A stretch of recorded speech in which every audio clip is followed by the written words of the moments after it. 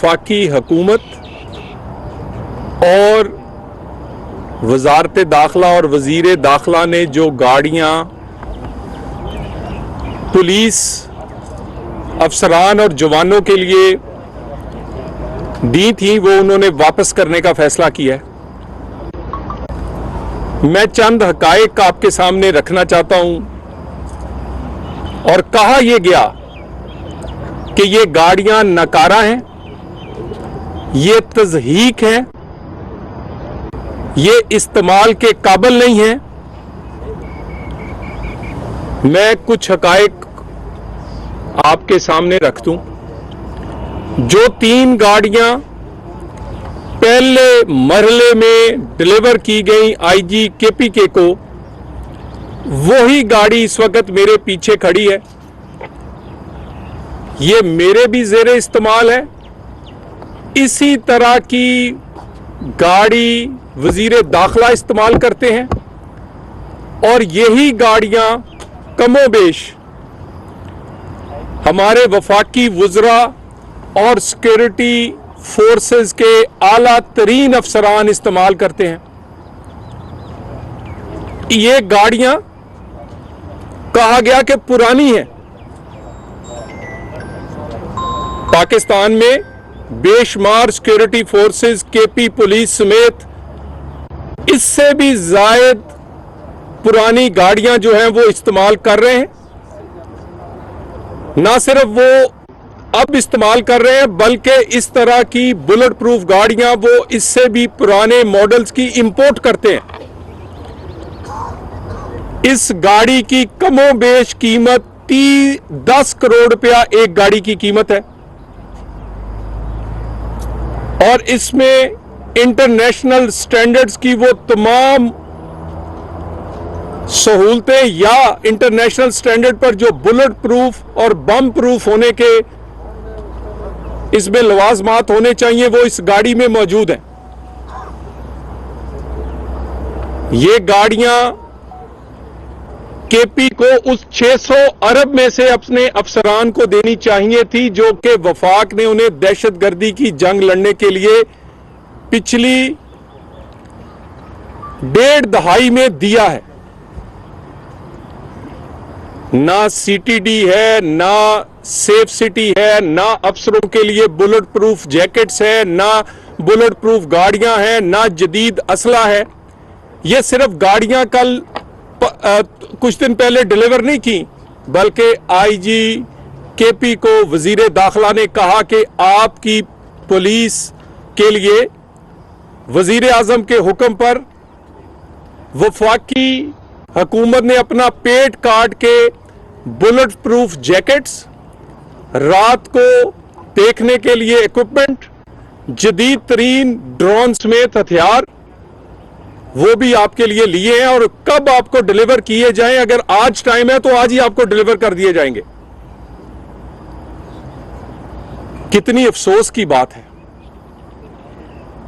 कि खुलूस से दिल से और पेट काट के वफाकी हुकूमत के उस बजट से जो गाड़ियां और साजो सामान केपी के उन बहादुर अफसरान और जवानों के लिए दिया गया वो सियासत की नजर कर दिया आपने।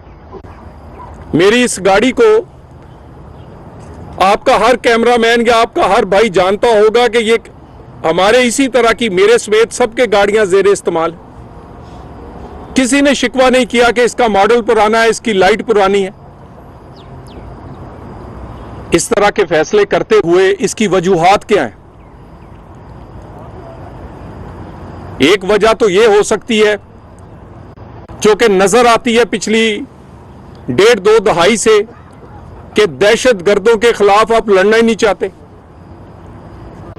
आपके अंदर खौफ है, आपके पॉलिटिकल मोटिव्स हैं। आप इस जंग को इसलिए नहीं लड़ रहे कि इससे रियासत ब्लैकमेल किया जा सकता है। आपने इसीलिए पिछले 13 साल में वफाक को आपको गाड़ियां देने की जरूरत ही ना पड़ती अगर आप भी पंजाब और सिंध की तरह अपनी गाड़ियां खरीद चुके होते। अपने लिए साजो सामान ले चुके होते, अपने अफसरान को ट्रेन करके और उसके पीछे खड़े होते। एक तो ये वजह है, और दूसरी ये सुहेल बुजदार लगाया गया है, दनिस्ता लगाया गया है, सोच समझ के लगाया है कि ऐसा कम अकल और बचगाना सोच वाला बंदा लगाया जाए जिसको कौमी मुफाद और अपनी जिम्मेदारी जो उसने हलफ उठाया है उसकी बजाय वो सियासी पॉइंट स्कोरिंग और अपने बानी को खुश करने के लिए बयानात और इस तरह के ड्रामे करे। अगर आपको ये बुलेट प्रूफ पसंद नहीं आई थी तो वजीर आला साहेब अपनी बुलेट प्रूफ जो बड़ी महंगी है वो दे देते ना। जंग तो वो लड़ रहे हैं, आप तो जंग नहीं लड़ रहे, आप झग मार रहे हैं, ड्रामे करते हैं। अपनी घर वो बुलेट प्रूफ जिसमें रोज आगे पीछे बैठ के और 4-4 बुलेट प्रूफ लेके घूमते हैं वो उनको दे दें फिर, अगर आपको ये मॉडल नहीं पसंद था तो। कोई ऐसे फैसले जो पाकिस्तान के आइन के आर्टिकल 148 के तहत सूबा इंडिपेंडेंट नहीं कर सकता, ऐसे फैसले जिसके असरात वफाक पर और पाकिस्तान पर हो, 148 के तहत आप आजाद नहीं हैं कि आप ऐसे फैसले करें कि पूरे पाकिस्तान में उसका तासर और उसके असरात जाएं। दहशतगर्दी की जंग पूरे पाकिस्तान की जंग है। वजीर आला बदलने से यह जंग नहीं रुकेगी, सोच बदलनी पड़ेगी आपको। वजीर आला बदलने से नेशनल एक्शन प्लान से यह जंग जारी रहेगी और इंशाअल्लाह ताला जीत की तरफ बढ़ रही है, जल्द इसकी जीत होगी। अफसोस की बात तो यह है कि जो जवान, जो बहादुर पुलिस के अफसरान और जवान लड़ रहे हैं, निहत्ते लड़ रहे हैं, बगैर किसी इक्विपमेंट के लड़ रहे हैं, जिनको आपने मैदाने जंग में छोड़ के उसके पीछे भी आप नहीं सियासी तौर पे खड़े, वो शहादतें दे रहे हैं और आप अपनी सियासी पॉइंट स्कोरिंग के लिए इस तरह के इक्विपमेंट वापस कर रहे हैं ताकि रियासत की कमजोर कभी होगी तो आपको फायदा होगा, दहशतगर्द तकड़े होंगे तो आपकी सियासत को फायदा होगा। अपने जहन से निकाल दें, किसी अफसर पे वो हुक्म बाइंडिंग नहीं है जो आइन और कानून के तहत नहीं है। ये बुजदार सोचे समझे मंसूबे से लगाया गया है और इसका ये फैसला बता रहा है कि इसको मुस्तकबिल के लिए क्या एजेंडा या किस वजह से इसको वजीर आला बनाया गया। मुझे ये बताइए, जब से वजीर आला बदला है, क्या पीटीआई ने कहा कि वजीर आला इसलिए बदला है कि उन्होंने सेहत और तालीम में काम नहीं किया? केपी के 4 करोड़ 4.5 करोड़ लोगों को उन्होंने वो कुछ नहीं दिया जो देना चाहिए था? कोई अवामी मसला था या वो डिलीवर नहीं कर सके? नहीं। एक बात, हम ऑपरेशन नहीं होने देंगे, हम एक्शन नहीं होने देंगे। वजीर आला बदलते तुम थक जाओगे, एक्शन होता हुआ रुकता नजर नहीं आएगा। वजीर आला बदलने की वजह कोई अवामी या अवाम को दी गई सहूलतों के बारे में नहीं था, किसी ने सुना हो। और जब से ये वजीर आला आए हैं, ये उस दिन से कभी आपने सुना हो कि इन्होंने कोई अपना एजेंडा दिया है कि सेहत के लिए, तालीम के लिए, लोगों के लिए, जिंदगी आसान करने के लिए, लॉ एंड ऑर्डर के लिए इनका क्या मंसूबा है? कोई बात नहीं।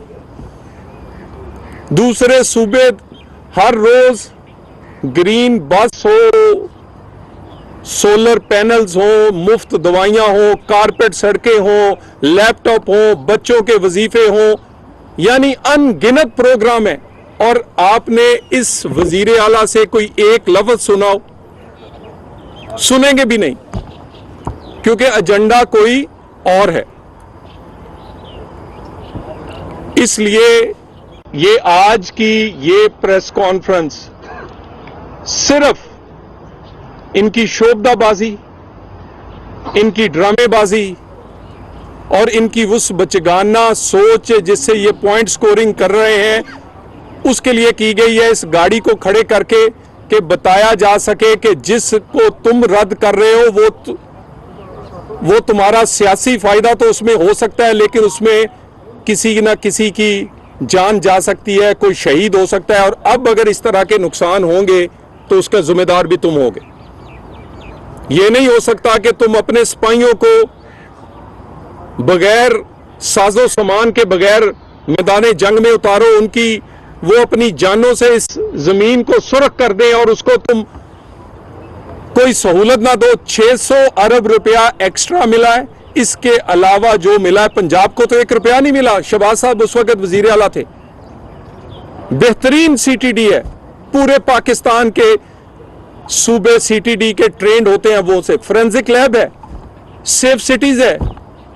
अब वजीर आला पंजाब ने सेफ सिटीज को तहसीलों तक, गांव की हद तक ले गई हैं। किस लिए?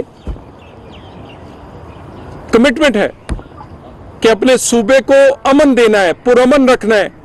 वो सारा साजो सामान पुलिस को देना है, वो जो चाहिए। पुलिस के लिए और सीटीडी के लिए पंजाब में ओपन चेक है, वफाक से नहीं मानते। और ना ही उन्हें 1% एक्स्ट्रा मिलता है हर साल, जिस तरह के केपी को 600 अरब से ज्यादा मिल चुका है। इस तरह की गाड़ियां, बुलेट प्रूफ जैकेटें और बाकी हथियार और साजो सामान अरबों रुपए का हम इसके अलावा दे चुके हैं। मैं इसके साथ दूसरा मामले पे जो टीएलपी के हवाले से है उसके लिए भी चंद चीजें आपके सामने रखना चाह रहा हूं। कितनी अफसोस की बात है कि फलस्तीन पर, गजा पर मार्च करने वालों का एक मुतालबा भी फलस्तीन और गजा पे नहीं था। और कहते थे कि इस्राएली प्रोडक्ट्स पे बैन कर दिया जाए, पाकिस्तान से खत्म कर दिया जाए। 69 कड़ियां, 69 वॉचेस, ब्रांडेड वॉचेस इनकी तिजोरी से निकली हैं। इतनी तोशा खाने में भी पाकिस्तान के नहीं गई।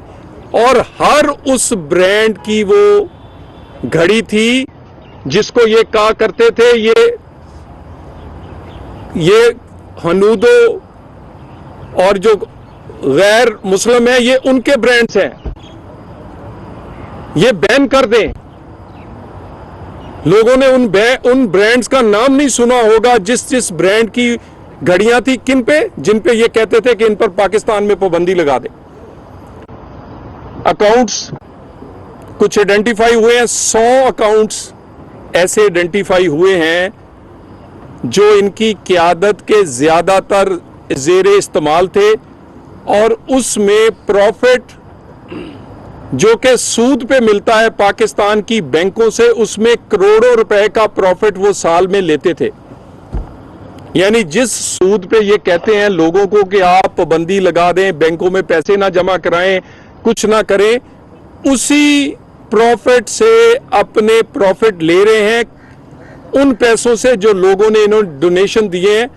और 100 अकाउंट्स ऐसे हम पब्लिक करने जा रहे हैं जिनमें इनकी करोड़ों रुपए की ट्रांजैक्शंस हैं। और उस ट्रांजैक्शन में करोड़ों रुपए का प्रॉफिट इन्होंने उसी बैंकिंग सिस्टम से लिया है जिसको ये कहते हैं कि सूद हराम है। आज के दिन तक लापता है।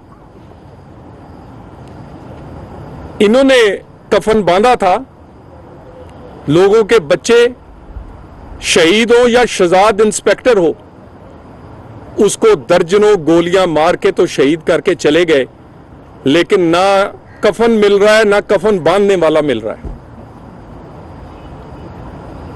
पाकिस्तान ऐसी मनफी सियासत और पाकिस्तान ऐसी मनफी सरगर्मियों का मुतहम्मिल नहीं हो सकता। ना केपी के वजीर आला जैसी कम अकल क़ियादत को का मुतहम्मिल हो सकता है, और ना टीएलपी जैसी जमात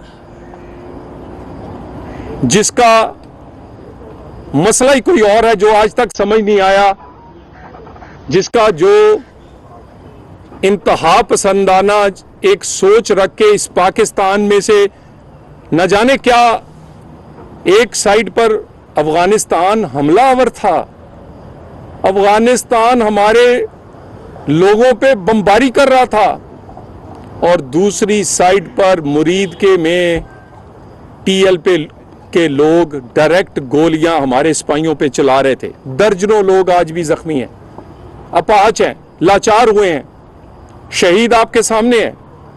यह किस गोली से हुआ है? तो इस तरह की सियासत और इस तरह की मनफी सियासत वो केपी का वजीर आला करे या टीएलपी की क़यादत करे, पाकिस्तान में उसकी गुंजाइश खत्म होती जा रही है और ये खत्म हो जाएगी। Thank you very much. Talal साहब, खैबर पख्तूनख्वा की आपने बात की, दहशतगर्दी की और फिर ऑपरेशनों की, 22 ऑपरेशन हुए टोटल आज तक। तो न दहशतगर्दी खत्म हुई, न लोग महफूज है, न फौजी महफूज है, न पुलिस वाला महफूज है, न क्लास 4 महफूज है। क्या वजह है ये दहशतगर्दी की? और साथ साथ यहाँ पे इस्लामाबाद से इस तरह से एक ऑफिसर अगवा हुआ है मोहम्मद उस्मान, उसकी क्या अपडेट्स है? क्या इस्लामाबाद पुलिस लोगों की जान और माल के तहफ़्फ़ुज़ में नाकाम है? देखिए, पाकिस्तान में दहशतगर्दी पर पहले भी ऑपरेशंस हुए और 2017-18 इस बात का गवाह है कि पाकिस्तान में दहशतगर्दी तकरीबन ख़त्म हो गई थी। सिक्योरिटी फोर्सेस जान देती थी, लड़ती थी, मगर सियासी फोर्सेस उनके पीछे खड़ी होती थी, तो रिजल्ट दिनों में आया था। नवाज शरीफ के दौर में यही दहशतगर्दी फाटा से लेकर कराची तक और कोयटा से लेकर खैबर तक खत्म हुई थी। अब सिक्योरिटी फोर्सेस जान दे रही हैं, लड़ सकती हैं, कैपेसिटी रखती हैं। सियासी फोर्सेस को पीछे खड़े होना है। जब तक केपी ये कहता रहेगा बात करें भाई तुम अपना काम करो। बात कब करनी है, किससे करनी है, वफाकी हुकूमत का काम है। तुम्हारा काम है काम करना।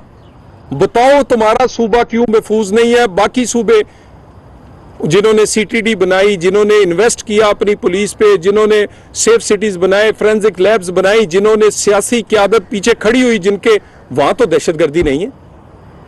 तो बात यह है, नालायकी और नाहिली जो है वो केपी के लोगों की जाने नहीं, बल्कि वो बिल्कुल दीमक की तरह केपी को नुकसान पहुंचा रही है। डिप्टी डायरेक्टर मोहम्मद उस्मान, तलाल साहब, सुहेल अफरीदी जो है वज़ीर आला सुहेल अफरीदी जैसी क़यादत, सुहेल अफरीदी जैसी क़यादत पाकिस्तान में शामिल नहीं हो सकता। तो आइन में तो एक ऑप्शन है सर, आइन पे इजाज़त है, विफाक को इजाज़त है, आइन में है गवर्नर राज, क्योंकि आपने कहा मुतामिल नहीं हो सकता ऐसा वज़ीर आला का।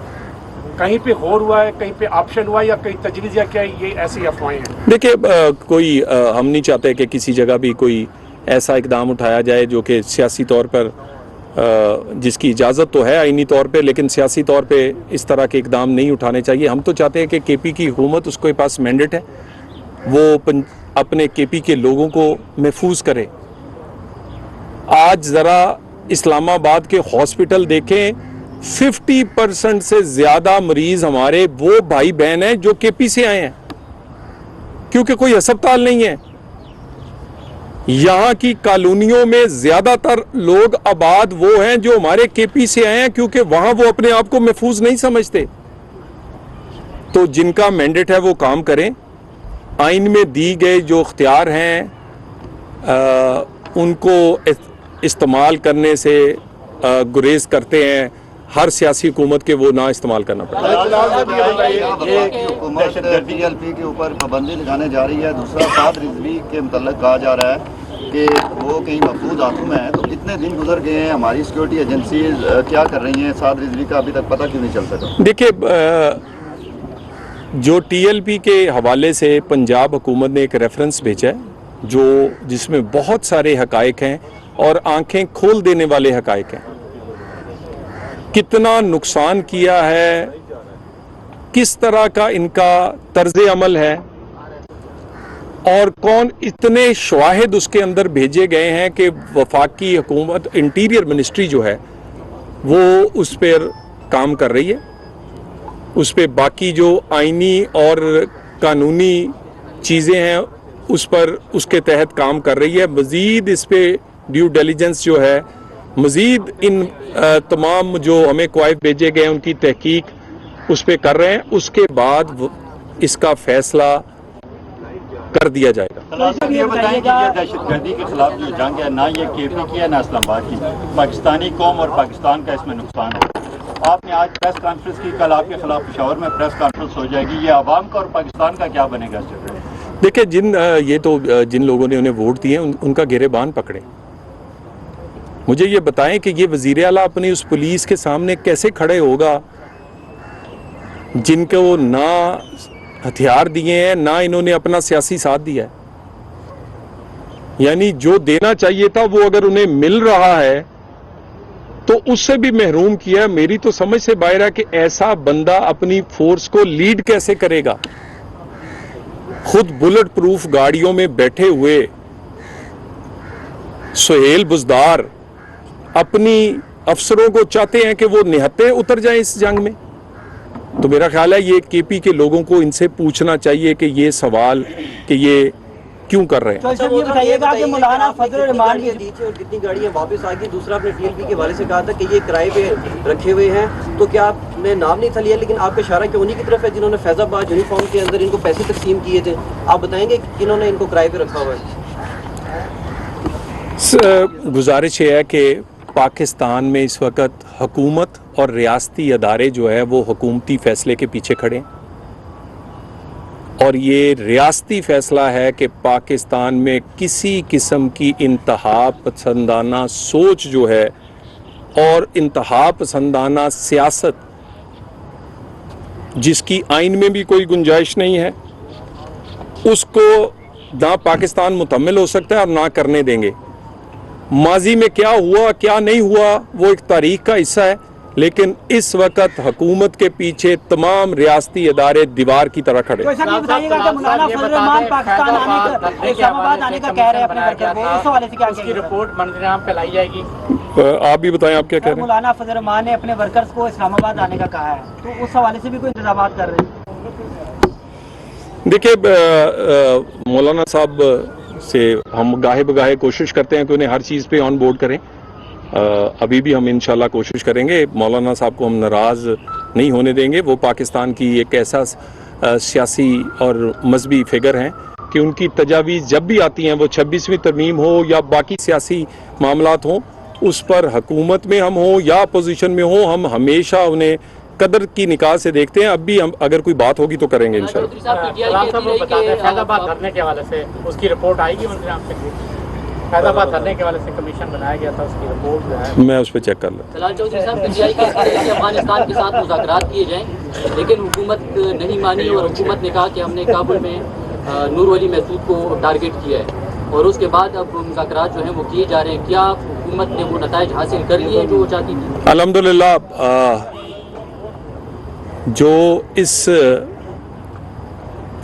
जो पाकिस्तान ने रिटेलिएट या पाकिस्तान ने अपने दफा में किया था अफगानिस्तान के अंदर और अफगानिस्तान की सरहदों पे, और उसके बाद जो दोहा में बातचीत हुई है उसके इंशाल्लाह ताला कुछ तो आपको वीडियोस और कुछ बहुत सारे चीज़ें जो हैं वो नज़र आनी शुरू हो गई हैं कि वो लोग जो दहशतगर्दी कर रहे थे और अफगानिस्तान की ज़मीन को इस्तेमाल कर रहे थे, उनको बहुत इस बातचीत की और इस एग्रीमेंट की तकलीफ हुई है, क्योंकि उन्हें लग रहा है कि अब वो उस तरह शायद ऑपरेट नहीं कर सकेंगे। हम उम्मीद रखते हैं, हमारा हमसाया मुल्क है, लेकिन पाकिस्तान का फैसला है कि दहशतगर्दी और दहशतगर्दों की पाकिस्तान और पाकिस्तान के अंदर जहाँ से भी हो रही है उसकी अब कोई जगह नहीं छोड़ी जाएगी। Thank you very much. वफाक को मिलने वाले फंड की वजाहत करेंगे दहशतगर्दी के खिलाफ? जी जी, वज़ीर आज़म की जानिब से कई इजलास बुलाए गए हैं जिसमें वज़ीर आला केपी सुहेल अफरीदी ने शिरकत नहीं की, तो क्या हुकूमत इन ऑप्शंस पर गौर व फिक्र कर रही है कि ये लिए जाएंगे अगर मज़ीद इजलास में मीटिंग में वो शिरकत? देखिए, ये उनकी कौमी जिम्मेदारी है। उन्होंने हलफ उठाया है और उन्होंने हलफ उठाया है केपी के 4.5 करोड़ लोगों की ज़िंदगी आसान बनाने के लिए, उनके लिए काम करने के लिए, आइन और कानून के मुताबिक पाकिस्तान को सर्व करने के लिए उन्होंने किसी मुजरम को रहा कराने का हलफ नहीं लिया। तो इस तरह की हम उम्मीद करते हैं कि उनकी कोई काउंसलिंग करेगा। ये जो सुहेल बुज़दार है जो इसको समझाएंगे, अगर कोई समझा दे तो यही इनके लिए बेहतर है। मजीद अभी बात करना मुनासिब नहीं। Thank you very much.